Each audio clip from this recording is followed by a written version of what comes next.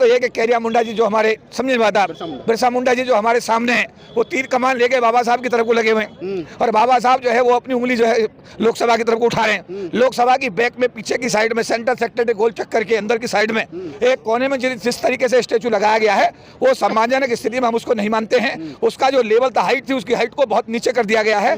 जब हम पहले आते थे तो उसकी हाइट कितनी ज्यादा थी आपने भी देखा होगा, आज उसकी हाइट को आधे से भी नीचे कर दिया गया है। तो हम ये कहते हैं कि हमारे बाबा साहब, ये स्टेचू आपके पैसे से नहीं लगी है, ये स्टेचू समाज के पैसे से लगी है, समाज के संघर्ष के बाद लगी है।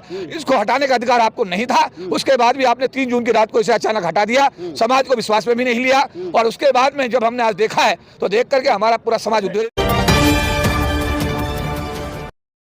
है और हम पुरजोर मांग करते हैं भारत सरकार से कि 13 अप्रैल 2024 तक इस स्टेचू को पुनः इसके मूल स्थान पर स्थापित करके हमारे अम्बेडकरवादियों की भावना का सरकार आदर करे। एक सवाल निकल करके आ रहा है कि अभी आपने घोषणा कर दी कि हम लोग विधानसभा चुनाव में उस पार्टी को वोट करेंगे जो पार्टी बाबा साहब डॉक्टर अम्बेडकर की मूर्ति को लगवाने में हमारी मदद करेगी। इस बात को लेकर के अरविंद केजरीवाल जी की सरकार है, कांग्रेस से या बीजेपी से, अगर बीजेपी ये कहती है कि हमें वोट दो और हम क्या ना मूर्ति लगवाएंगे, तो आप बीजेपी को वोट करेंगे क्या? देखिए, ये जो अभी आपने बात कही है कि अभी सवाल आया है मूर्ति को पुनः जिन लोगों ने हटाई है, अगर उन्हें लगानी होती तो हटाते क्यों? बड़ा मोटा मामला है। आप सवाल ये है कि अगर उन्होंने लगाने की भावना थी तो लगी लगाई की मूर्ति को जिन्होंने हटा दिया उनकी भावना तो जगजाहिर हो रही है। उनकी जो मैं कहूँगा कि दुर्भावना भी पूरा देश देख रहा है। तो ऐसा जो अभी आपने कहा है, हम तो सभी लोगों से अपील कर रहे हैं, अब राजनीतिक पार्टियों को भी इसमें हम कहेंगे कि आप बाबा साहब का संविधान दिखा करके 2024 के जून के चुनाव में वोट लेकर के बीजेपी को 400 से 240 पे ला सकते हो। तो हमारे परम पूज्य बाबा साहब डॉक्टर भीमराव अम्बेडकर जी की मूर्ति के लिए आपने क्या आंदोलन किया?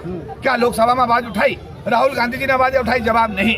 अखिलेश यादव जी ने जवाब उठाई, जो थर्ड पार्टी बन गए पूरे देश की, उन्होंने आवाज उठाई? नहीं उठाई। तो हम इन राजनेताओं से भी कहेंगे कि अगर आप बाबा साहब को सम्मान करते हैं तो बाबा साहब के सम्मान में इस आवाज को लोकसभा में उठाई। खड़गे साहब ने आवाज उठाई, चंद्रशेखर रावल ने आवाज उठाई, आप जिन नेताओं की बात कर रहे हैं, कांग्रेस मुख्य विपक्षी दल है, उनके राष्ट्रीय अध्यक्ष ने तो आवाज उठाई है खड़गे साहब ने।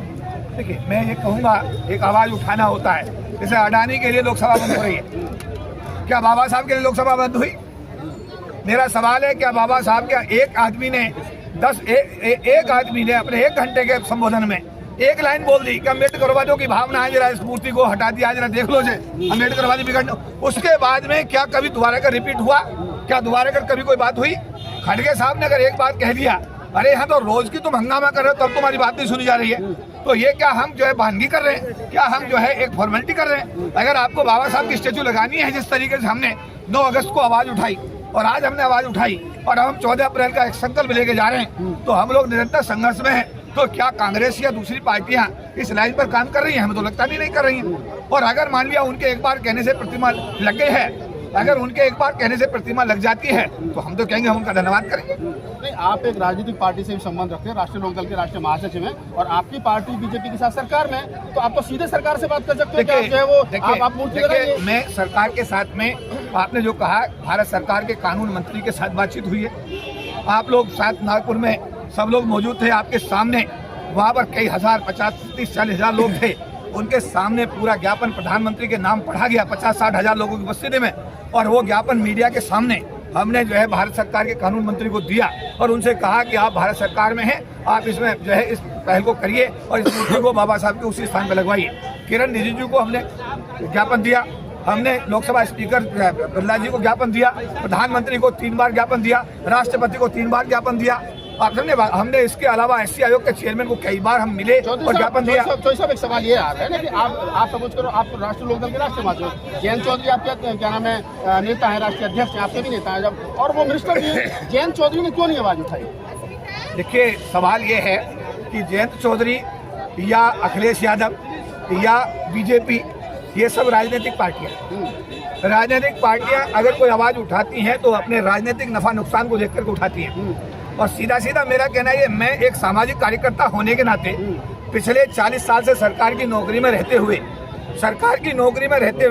10 महीने सस्पेंड रहा हूँ, जेल गया हूँ। इतने कार्यक्रम मैंने यहाँ पर दिल्ली की धरती पर रामलीला मैदान में किए हैं। 97, 98, 99 में महारैलियाँ की, तब जाके संविधान में 3 संशोधन हुए।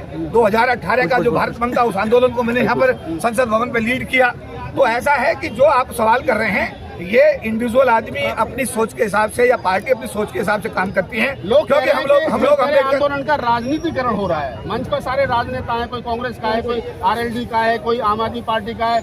मूर्ति नहीं लगवा रही, लोग अपना अपना चेहरा चमका रहे हैं। देखिए, लोगों का अगर ये कहना है तो यहाँ पर किसी प्रकार की कोई राजनीतिक बात मंच से नहीं की गई है। किसी भी राजनेता ने अगर वो आया था उसने आपके आंदोलन को सहयोग करने की बात कही है। और अभी आप हमसे कह रहे हैं कि आपका राष्ट्रीय लोकदल का अध्यक्ष में क्या सहयोग कर रहा है।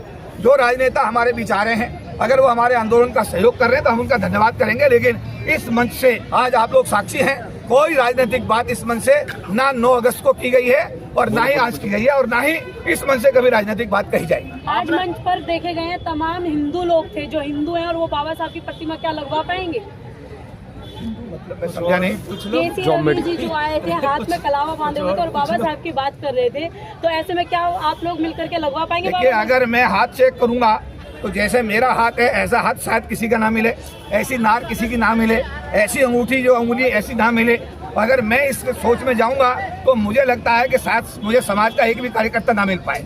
मैं ये सोचता हूं कि बाबा साहब के मानने वाले, काशीराम जी के मानने वाले, इस आंदोलन को सींचने वाले, ये उनसे ज़्यादा बेहतर हैं जो आईएएस बन गए, आईपीएस बन गए, मिनिस्टर बन गए और एमपी बन गए, जिनका इस आंदोलन से कोई लेना देना नहीं है। मैं इनका धन्यवाद करता हूं कि उसके बावजूद भी ये इस आंदोलन का हिस्सा बने हैं और मैं उम्मीद करता हूं इन्हीं लोगों के सहारे हम आंदोलन को एक मजबूत दिशा देने का काम करेंगे। आखिरी सवाल ले लेते हैं चौधरी साहब, चलते चलते आपने कह दिया कि अब हम उसी पार्टी को दिल्ली में वोट देंगे जो पार्टी।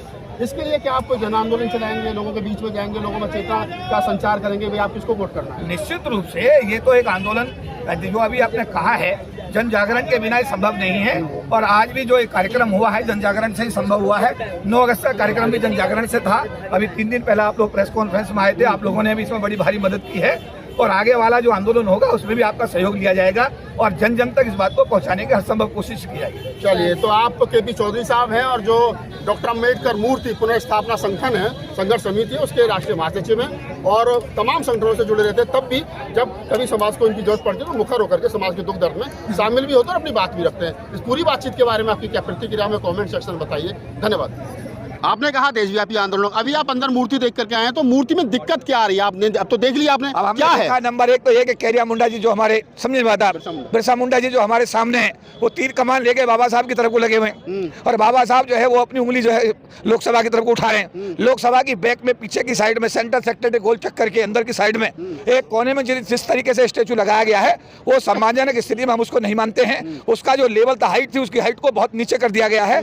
जब हम पहले आते थे तो उसकी हाइट कितनी ज्यादा थी आपने भी देखा होगा, आज उसकी हाइट को आधे से भी नीचे कर दिया गया है। तो हम ये कहते हैं कि हमारे बाबा साहब, ये स्टेचू आपके पैसे से नहीं लगी है, ये स्टेचू समाज के पैसे से लगी है, समाज के संघर्ष के बाद लगी है। इसको हटाने का अधिकार आपको नहीं था। उसके बाद भी आपने 3 जून की रात को इसे अचानक हटा